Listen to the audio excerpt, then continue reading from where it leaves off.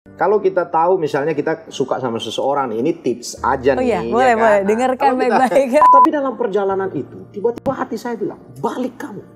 Karena hari ini saya akan pertemukan kamu sama mama kamu. Wah, saya merinding, Miss. Dia bingung, nangis. Dan dia bilang, sudahlah, pergilah kau. Aku bukan mamamu. Aku berdosa sama kau dan sebagainya.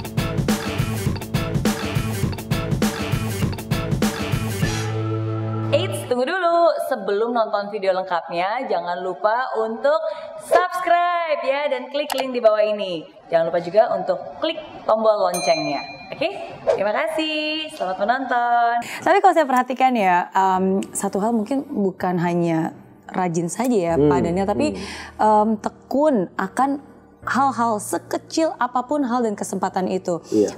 Dan kalau saya lihat dari prosesnya tadi kan Pak Daniel bilang tahun 96. Waktu itu mendapatkan hidayah bahwa aku akan membuat hidup kamu menjadi orang besar gitu kan. Kamu akan menjadi orang yang lebih besar daripada pada saat itu. Tapi kan 97 ya masih supir, 98 masih supir, 99 masih supir, dan bahkan berapa tahun itu mungkin kayak lebih dari 5 tahun 7 tahun masih supir. Hidayah itu tidak lantas bim salah bim jadi. Saya harus ikuti prosesnya. Teman saya bilang begini, saya nggak pernah lupa tuh dia ngomong. Dia bilang, Daniel, kalau gue lihat lu sekarang, gue pengen kayak kamu. Tapi kalau dengerin lu prosesnya, enggak deh, kamu aja, dia bilang. Karena memang nggak mudah, Miss. Bayangkan waktu saya resign dari supir ekspedisi, saya nggak punya kendaraan apapun. Nah orang ini banyak nggak tahu. Saya bawa barang itu menggunakan kendaraan umum. Saya tinggal kos yang jalan kaki itu bisa dibilang lebih hampir 1 kilo loh ke jalan raya. Saya bawa barang tuh saya gotong, Miss. Saya keluar jam 4 pagi, saya gotong, dan saya sudah tetapkan pos-pos di mana saya berhenti. Karena barang itu kan dalam bentuk balan, Miss. Dan sebetulnya harus ada orang yang bantu untuk nangkat ke pundak saya. Saya buat tuh tempat-tempatnya di bangku, saya taruh kayu. Orang nggak pernah tahu saya berjuang seperti itu. Lalu kemudian saya udah kumpulin uang, saya bisa beli sepeda motor. Bayangkan dulu pakai sepeda motornya juga bukan baru. Saya beli Honda Super Cup tahun 73 loh, Miss Mary. Bayangkan 73, saya lahir aja 79, saya lahir dia udah 6 tahun umurnya. Jadi itu tua banget, tapi saya bela-belain, saya maksain. Nah, proses-proses itu yang banyak orang nggak tahu. Ya, lalu bagaimana saya berupaya berjuang, kena tipu dan sebagainya, dan jatuh bangun dan ini. Nah, tapi saya percaya begini, karena kan ada destiny tadi, bahwa kamu akan jadi orang besar kok. Ya, saya selalu percaya kalau saya berharap sama Tuhan, ya saya pasti selalu punya jalan. Apapun itu. Gitu. Iya, dan itu nggak mudah. Itu nggak mudah. Karena kadang, yes kita percaya, kita berdoa gitu. Tapi kadang-kadang kan nggak semua doa langsung dikasih jawabannya dan jalannya saat itu juga kan. Maksudnya ada juga orang yang berdoa dan sudah beribadah, sudah berbuat baik bertahun-tahun, tapi kok kayak Tuhan nggak menjawab doa saya gitu. Pernah nggak sih merasakan hal itu? Karena progresnya kan nggak mungkin tiba-tiba. Karena ngalamin gitu. Begitu saking seringnya. Sekarang saya saking seringnya. Saya sampai sudah punya quote begini. Saya bilang, ketika sesuatu yang terjadi tidak sesuai dengan yang kita harapkan, justru disitulah peran Tuhan mau berbuat, berkarya. Dia mau bekerja melalui hidup kita. Ya kalau semua sesuatu yang kita harapkan bisa terjadi, nggak ada lagi peran Tuhan. Iya toh? Tapi sesuatu Tuhan izinkan tidak sesuai dengan yang kita mau. Nah karena apa? Karena Tuhan mau masuk di sana. Nah sekarang baru saya tahu kalau ada sesuatu yang mungkin yang tadi saya tidak harapkan bisa terjadi, saya percaya berarti Tuhan punya rencana. Nah itu membuat saya jadi berdamai dengan diri saya. Ngadepin hal-hal seperti itu. Saya percaya bahwa Tuhan punya rencana nih dalam hidup saya. Oke. Termasuk juga mendapatkan pasangan hidup. Iya, nah iya. Bicara pasangan hidup itu gampang kok. Kuncinya di kamu, anak-anak muda ya, kuncinya di kamu. Ini statement saya, dan saya bisa akui ini statement saya karena belum pernah ada orang ngeluarin statement begini. Orang menarik itu akan menarik orang yang menarik. Orang menarik akan menarik orang yang menarik. Oke. Betul ya Miss Mary? Betul. Ya? Bagaimana kamu kemudian bisa menarik orang menarik kalau kamu sendiri nggak menarik? Kalau kamu mau dapat orang menarik, buat dulu dirimu menarik. Sederhana buat saya. Jadi kadang kita mau tetapkan standar nih, standarnya 8. Tapi kita cuma punya nilai 5, bagaimana? Gitu kan? Yang ada kita capek sendiri nanti. Nah oleh karena itu mau pasangan hidup mau tentang masa depan semua tuh kuncinya di kita. Iya. Kalau tentang masa depan, saya selalu bilang, bagaimana kamu berpikir hari ini, itu akan menentukan masa depanmu. Loh ya toh, kamu lihat kamu siapa kan menentukan. Betul. Kalau kamu lihatnya gagal mulu, bagaimana kamu bisa survive, bagaimana kamu bisa move on, kan betul, gitu ya. Betul. Tapi kan kalau kita ngomong tentang pasangan hidup ya, mungkin kadang-kadang ada banyak netizen nih, mungkin plus 62 yang bilang, iya sih, saya sih mau, tapi kan kadang-kadang kalau pasangan saya nggak mau gimana? Contohnya nih, misalnya kadang-kadang tidak bisa dipungkiri, pasti mereka akan ngecek latar belakang, background, pernah tahu kisahnya seperti apa. Itu bagaimana cara bisa mengconvince? Iya, sekarang kan zaman teknologi, semua serba susah nih kalau kita mau dapat yang pasti, yang baik, yang terbaik dan segalanya. Tapi ya paling nggak kan kita punya kisi-kisi lah istilahnya. Kalau kita tahu misalnya kita suka sama seseorang, ini tips aja nih. Iya, boleh, dengarkan baik-baik. Kalau kita cuma tahu kita suka sama seseorang misalnya, bisa nggak kamu ajak dia bahas mengenai hal-hal yang positif? Ya, contoh nih kalau saya sebagai orang Nasrani misalnya ya, saya suka sama perempuan, saya akan giring dia bahas topik itu tentang hal-hal kerohanian misalnya. Iya toh? Iya. Ya, kamu bicara tentang firman Tuhan dan sebagainya. Nah, kalau seberapa menariknya dia menanggapi kamu, itu kan menentukan. Kalau dia bilang, udah deh, kita bahas yang lain. Ya udah, kamu jangan paksakan. Iya. Tapi kalau dia menarik dan dia lebih dominan, kemungkinan besar dia adalah pasanganmu yang terbaik. Ya saya percaya begitu ya, Miss. Karena kalau dia cinta sama Tuhan, Tuhannya, dia pasti cintalah sama pasangan. Betul ya, sederhana kok. Betul, dan dia menikah bukan karena masa lalunya, tapi karena masa depan yang ada di hadapannya. Dan jangan lihat bahwa wah ini kalau Jono ini udah punya mobil, tapi si Joni ini masih naik sepeda motor. Jangan salah loh, Joni naik sepeda motor, tapi runningnya bisa lebih kenceng dari Jono loh. Berarti cari pasangan hidup yang rajin, karena orang yang rajin, yang tekun, yang rajin beribadah itu. Biasanya kalau rajin tuh orangnya kreatif. Dia kreatif dan dia tidak pernah mati diperhadapkan dengan situasi. Dia selalu punya jalan keluar. Itu orang rajin itu yang saya tahu. Betul. And it's amazing sih. Kadang kan kita nggak akan pernah tahu apa maksud dan cerita Tuhan dalam hidup kita ya. Yang tadinya menjadi supir dan nganterin anak majikan ke sekolah. Kan? Sekarang Pak Daniel mengantarkan. Saya punya supir. Punya supir dan mengantarkan anaknya ke sekolah yang sama yang waktu itu Pak Daniel anterin anak majikan sekolah ya. Satu hal lagi tahun 92 saya merasa terpuruk sekali ketika saya nggak bisa melanjutkan sekolah. Saya cuma tamat SD. Saya bilang saya bisa apa? Cuma tamat SD. Sebagai karyawan biasa aja harus lulus SMA. Jadi saya berharap saya bisa lulus SMA karena cita-cita saya mau jadi karyawan. Tapi lihatlah hari ini saya bukan jadi karyawan, tapi saya punya karyawan. Itu kan sesuatu yang bisa kamu ubah sebetulnya. Iya. Berdamai dengan diri sendiri. Iya.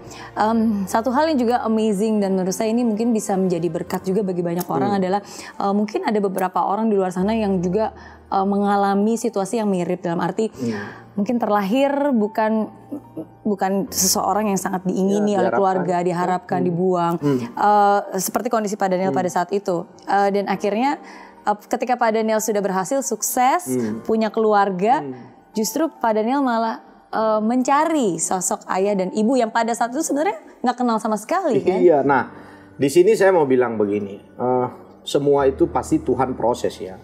Entah gimana dulu ya saya sudah berdamai dengan diri saya bahwa saya terlahir tidak mempunyai orang tua, ya sudah. Buat saya selama nenek biring saya hidup, ya dialah satu-satunya pahlawan buat saya toh. Saya perhatikan dia, saya lihat dia, udah senang saya. Tapi entah bagaimana kan Tuhan itu mau menyempurnakan kita. Dalam satu cerita ketika saya makan di satu restoran, saya melihat ada bapak muda ya, seusia saya begitu. Dan dia ditemani seorang bapak yang tua. Dia sampai keluar dari bangkunya untuk menghidangkan makanan ke bapak tua itu. Itu percis di depan mata saya. Saya nggak tahu itu papanya atau papa mertuanya, saya nggak tahu lah. Tapi tiba-tiba saya bilang, loh gile. Lu mentang-mentang punya papa ya. Dalam hati saya juga punya papa. Tapi persoalannya saya nggak tahu di mana kan gitu.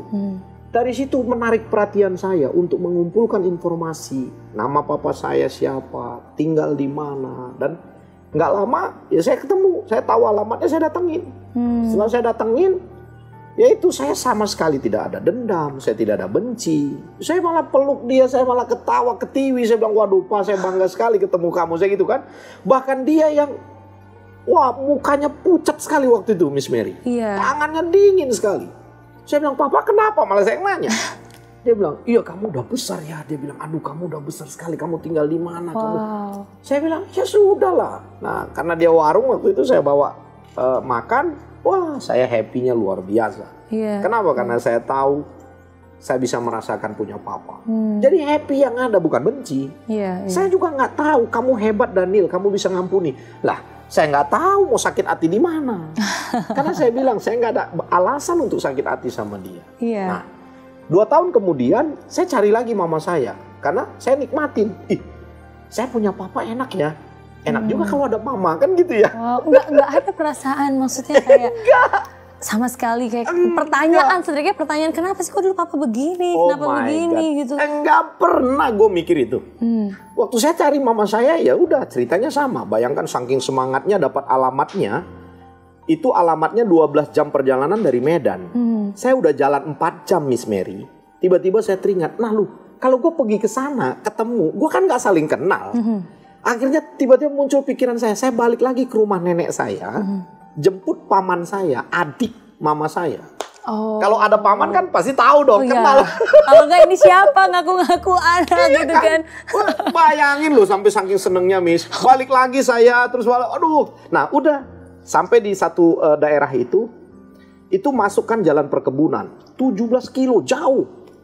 Terus itu paman saya sudah uring-uringan. Dia bilang, udah deh, kayaknya nggak ada nih, kita salah nih apa segala macam. Karena kita jalan nggak ada ujungnya.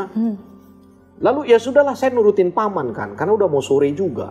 Saya kalau cerita itu merinding loh. Karena saya ingat. Saya putar balik. Mau balik ke jalan raya lagi. Mau balik lagi ke Medan. Tapi dalam perjalanan itu, tiba-tiba hati saya bilang, balik kamu. Karena hari ini saya akan pertemukan kamu sama mama kamu. Wah, saya merinding Miss. Dapat perempatan begitu langsung saya putar itu mobil sampai paman saya kaget. Kenapa? Dia bilang, enggak, kita akan ketemu mama, saya bilang. Nah singkat cerita kita cari di dalam apa semua segala macam, ketemu tuh. Wah, dan memang benar-benar ketemu. Nah waktu saya ketemu sama mama saya juga sama. Waktu saya lihat dia dari pintu rumah, saya masuk, nggak main tanya, nggak main apa, langsung saya bilang, Ma, langsung begitu. Karena kan diincar sama paman saya. Iya itu dia tuh. Jadi saking happy-nya. Kayak udah gak sabar gitu pengen langsung ketemu. saya kejar, saya bilang, Ma, saya langsung peluk. Saya bilang, kaget-kaget kan mama saya, kan bingung siapa nih. Tapi kan mungkin dia juga, ya tahu kan. Wah langsung dia nangis. Dia bingung, nangis. Dan dia bilang, sudahlah, pergilah kau. Aku bukan mamamu. Aku berdosa sama kau dan sebagainya. Dia bilang macam-macam. Saya bilang, wah ini gimana sih kok begini kan gitu. Itu yang saya tadi bilang Miss. Saya peluk, saya dekap. Saya bilang, Ma, kenapa kamu persoalkan masa lalu? Saya datang kemari. Sudah sebesar ini, apakah kamu tidak bangga lihat saya? Saya bilang, saya aja bangga lihat mama. Saya bilang, wah dia nangis, pingsan, sadar, nangis lagi, pingsan, sadar, nangis. Tapi saya yakinkan mama saya bahwa saya nggak pusing dengan masa lalu. Kenapa kamu ingat-ingat? Kamu nggak lihat saya betapa bangganya, bahagianya ketemu sama mama. Nah singkat cerita, sejak saat itu kita bangun hubungan. Dan setiap kali saya ada waktu, saya pulang, saya ketemu. Nah udah beberapa kali juga ke Jakarta, kita layani dengan baik. Wah, bantu nyuci-nyuci. Iya. Nah kalau saya pulang ke rumah, ke kampung beliau, orang tua saya, mama saya, ya saya menikmati suasana kampung. Apa yang dikerjakan orang pada umumnya saya kerjakan. Saya nimba air, saya marut kelapa, saya ikut bantu masak. Mama saya itu kan ada warung, saya jaga warung segalanya gitu. Ya saya nggak peduli saya siapa, saya bawa dia belanja ke pasar.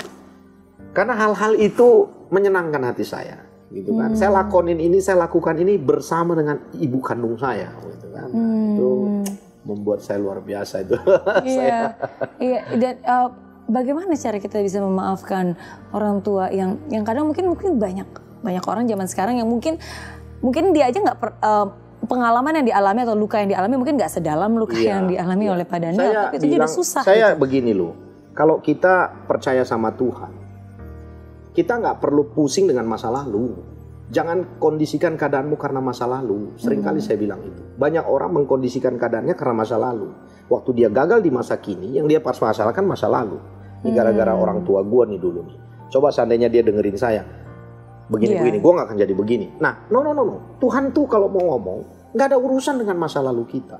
Tuhan itu punya urusan dengan masa hidupmu sekarang dan ke depan. Bagaimana kamu melangkah? Ya, melangkah dengan baik, kamu melangkah dengan benar. Percayalah Tuhan siapkan rencana yang besar, berkat yang besar. Itu yang saya yakini. Makanya saya bilang kalau kamu terlahir dalam kondisi tertolak, nggak ada yang perlu kamu masalahkan. Kamu miskin juga nggak ada. Misalnya cacat fisik, cacat mental, kan banyak orang cacat ya. Nggak ada yang perlu kamu masalahkan. Semua itu adalah bagian rencana Tuhan untuk menghadirkan kamu di muka bumi ini. Dan siapapun kamu, keadaanmu seperti apa, Tuhan punya rencana yang besar dalam hidup kamu. Itu aja kalau dari saya sih ya. Iya. Salah satu hal yang paling menguatkan itu pasti dari ayat. Ada nggak ayat favorit dari Pak Daniel? Karena kan ketika, maksudnya at least kalau buat saya pribadi, sometimes kadang-kadang ketika nalar atau yang terjadi dalam hidup kita tuh udah nggak masuk logika. Kadang-kadang kita cuma bisa curhat dan berserah kepada yang di atas gitu kan. Dan kadang-kadang kata-kata saya kalau bicara tentang ayat, banyak ayat yang menjadi favorit saya, Miss Mary. Tapi satu hal saya berubah. Maksudnya berubah yang kedua kali, semakin diubahkan gitu. Karena saya dengar satu peristiwa cerita bahwa tentang Ishak di negeri orang Filistin. Waktu itu dalam Kejadian 26 itu kalau mau Anda baca di sana. Dia tinggal di sana itu, kondisi negara Filistin itu mengalami kelaparan dan kekeringan. Makanya dia bilang, gue putus asa tinggal di sini. Karena itu keadaan setiap tahun zaman bapaknya Abraham sudah mengalami hal yang sama. Makanya dia mau pergi pamit sama Raja Abimelek, raja orang Filistin, mau pergi ke Mesir. Tapi di tengah jalan tiba-tiba Tuhan bilang, no, tinggal di sini. Kamu jadi orang asing di sini. Karena aku akan menyertaimu, aku akan memberkatimu. Saya ulangi, menyertai engkau dan memberkati engkau. Engkau ini menjadi penekanan buat saya. Bahwa target Tuhan adalah pribadi kita. Bukan penyelesaian masalah kita. Berapa banyak orang menjadikan Tuhan sebagai sarana untuk menyelesaikan masalahnya. Nggak ada yang salah memang di sana. Tapi kalau kita hanya jadikan itu, kita kehilangan esensi. Bahwa sadari target Tuhan bukan penyelesaian masalah kita aja. Tapi target Tuhan itu kita. Bayangkan kalau kita mendapat perkenanan Tuhan, kita diubahkan. Percayalah dimanapun kamu tinggal, kamu pasti diberkati. Oke, saya lanjutkan sedikit ceritanya. Nah, waktu dia tinggal di negeri Filistin itu, dia taat, dia dengarkan perintah Tuhan. Apa yang terjadi? Di negara yang ngalamin kelaparan dan kekeringan loh. Dia bercocok tanam, Miss. Dia beternak. Dia bisa menuai 100 kali lipat. Kok bisa? Iya. Luar biasa ini. Dia tempatin kemah bapaknya Abraham. Di situ ada sumur. Waktu digali zaman bapaknya keluar air. Ditinggalin sama bapaknya nggak keluar air. Makanya ditimbun sama orang Filistin. Tapi waktu dia masuk ke kemah itu, dia gali itu sumur. Ya, dia gali sumur bukan cuma keluar air, tapi membual-bual airnya. Kok bisa, Miss? Beda orang beda hasil. Kenapa? Karena karena orangnya diberkati oleh Tuhan. Orangnya, bukan perbuatannya. Nah, jadi saya selalu dengan kuat berkata bahwa target Tuhan itu adalah kita, pribadi kita. Dia bercocok tanam di satu tempat, Miss. Diusir sama orang Filistin karena pendatang lebih kaya daripada negara orang tempatan. Pindah ke tempat yang kedua, diberkati lagi. Diusir lagi, Miss. Pindah lagi ke tempat tiga, hal yang sama, diusir lagi. Gue bilang keren nih Ishak. Karena Ishak punya filosofi berpikir, menurut saya nih ya, dia bilang begini. Karena dimanapun saya berada, pasti diberkati oleh Tuhan. Gue gak pusing lu usir, dia tinggalin lu semua. Nah, jadi kembali ke poin bahwa saya mau bilang, target Tuhan itu adalah kita. Ubahlah hidupmu. Ya, jadilah pribadi-pribadi yang baik. Yang belajarlah untuk menjadi pribadi yang berkenan kepada Tuhan. Supaya ya itu, dimanapun kamu berada, apapun yang kamu kerjakan, Tuhan pasti membuat kamu berhasil. Amin. Itu aja. Amin. Amin. Dan saya jadi teringat itu mungkin sebuah kalimat yang akhirnya mengingatkan Pak Daniel juga ya. Nah, bahwa yang paling penting tuh sebenarnya bukan perbuatan baik kita, Iya, bukan betul. sumbangan kita. Betul. Bukan pelayanan. Bukan pelayanan. Bukan. Tapi kitanya dengan Tuhan tuh bagaimana? Karena kalau kita benar, kita connect, kita selaras dengan Tuhan. Aduh, udah pasti benar orangnya. Perbuatannya udah pasti benar. Tapi bukankah pelayanan, sumbangan dan perbuatan itu kan Iya. hasil dari yang itu kita. akibat kan? Itu kan akibat. Betul. Berarti kalau akibat ada proses sebab dong. Proses sebabnya yang perlu kita hitung, kita hidupi. Proses sebabnya apa? Dapatkan perkenanan Tuhan. Maka kamu akibatnya pasti kamu diberkati kok. Lah iyalah, siapa yang nggak mau diberkati? Tapi kita seringkali fokus pada akibat. Iya. Padahal Tuhan bilang prinsip sebabnya yang perlu kita tata hidup ini. Kalau kamu jadi pribadi yang baik, aduh percayalah Tuhan pasti buat kamu berhasil kok. Iya. Dan setiap ada prosesnya. Iya dong, iya kan? Karena nggak ada yang mudah. Iya betul.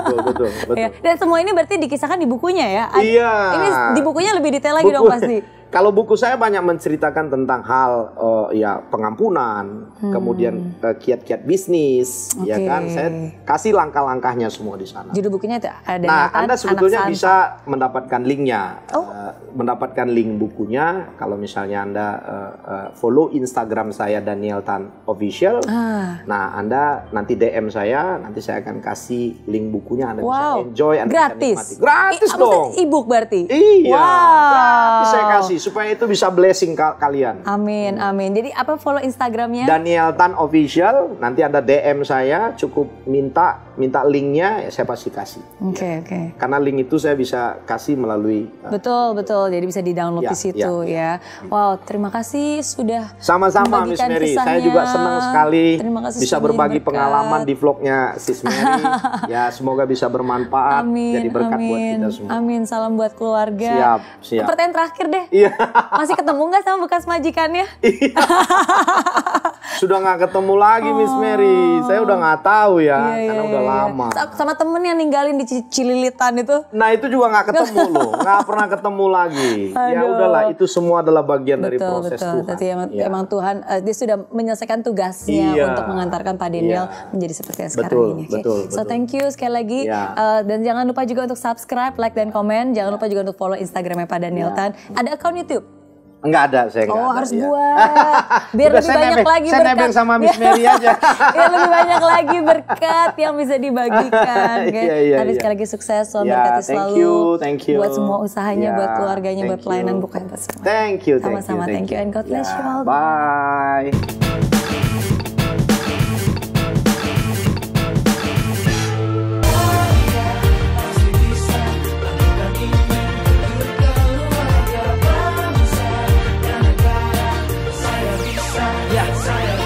Laksana bumi tanpa hujan, hidup tanpa tujuan, kering dan mati tanpa hijaunya tumbuhan. Demikian kalau mimpi tak kunjung terjadi.